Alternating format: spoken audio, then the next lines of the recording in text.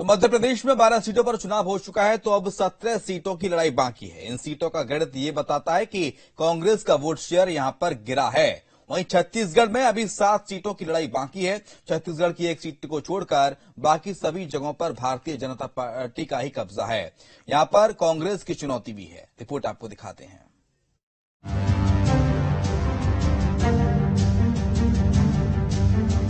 मध्य प्रदेश में दूसरे चरण के चुनाव के बाद हवा का रुख बदल गया है। जो कांग्रेस छिंदवाड़ा तक सिमटी नजर आ रही थी, अब कांग्रेस की उम्मीदों को पंख लग चुके हैं और पार्टी मानकर चल रही है कि वो कई सीटों पर बढ़त बना सकती है। पहले और दूसरे चरण की 12 में से 4 सीटों पर लड़ाई कांटे की नजर आ रही है। पहले चरण की छिंदवाड़ा मंडला सीधी सीट पर, तो दूसरे चरण की सतना सीट पर लड़ाई कांटे की है।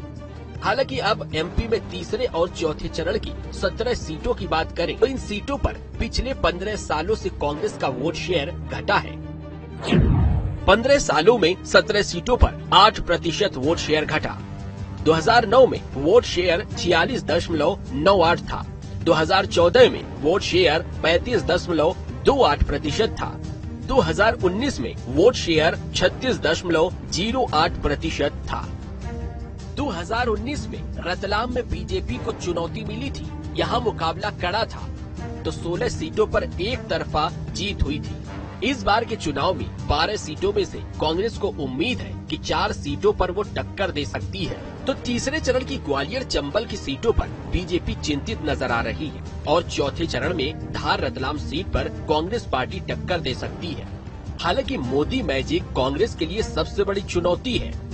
देखिए, ये आप उस पार्टी की बात कर रहे हैं जिस पार्टी का अब वजूद खतरे में है, जिस पार्टी का अब अस्तित्व खतरे में है, और उसका एक कारण है। आपने सुना होगा, जिस पार्टी के अध्यक्ष जीतू पटवारी जी इस तरीके के भद्दे महिला विरोधी बयान देते आ रहे हैं, जिस तरह इमरती देवी के लिए उन्होंने अपशब्द इस्तेमाल किए हैं। जो महिला विरोधी पार्टी है, उनका कहां से वोट बैंक बढ़ेगा? सिर्फ और सिर्फ अपनी कुर्सी, अपना सत्ता के लिए और अपने परिवार को बचाने के लिए चुनाव लड़ते हैं। इनको जनहित से कोई लेना देना नहीं है। क्या है, मोदी मैजिक इस वजह से खत्म हो गया है कि मोदी जी ने पिछले 10 सालों पहले जो वादे देश की जनता से किए थे, उन वादों को पूरा नहीं किया है। 2 करोड़ रोजगार देने की बात की थी, आज तक 2 करोड़ रोजगार नहीं दिए। देश की जनता ने ये देख लिया है कि प्रधानमंत्री जी ने जितने भी वादे किए थे वो पूरे नहीं किए हैं, और जब चुनाव आता है तो ध्रुवीकरण पर आ जाते हैं, हिंदू मुस्लिम करने लगते हैं, पाकिस्तान करने लगते हैं और कांग्रेस की आलोचना करते हैं।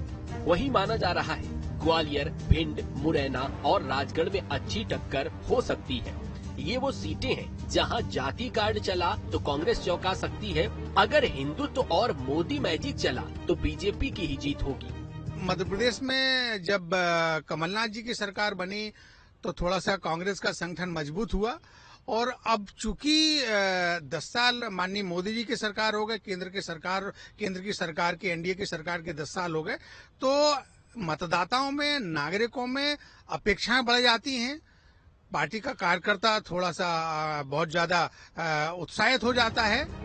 वहीं छत्तीसगढ़ की बात करें तो छत्तीसगढ़ की 7 सीटों पर तीसरे चरण में चुनाव है और 7 में से 6 सीटें ऐसी हैं जहां पिछली बार बीजेपी चुनाव जीती थी। तो कोरबा सीट पर कांग्रेस की जीत हुई थी, तो बस्तर सीट पर भी कांग्रेस की जीत हुई थी। 2019 में 2 सीटों पर कांग्रेस की जीत हुई थी। पिछले 3 चुनाव का विश्लेषण करें तो छत्तीसगढ़ में कांग्रेस का वोट शेयर बढ़ा है।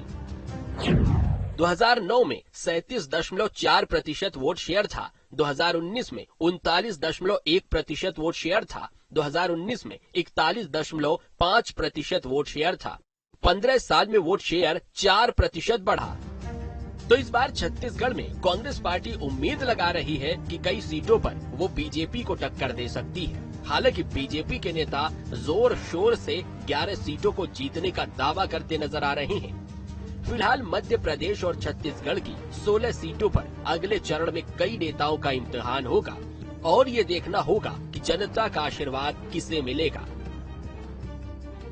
Team news state.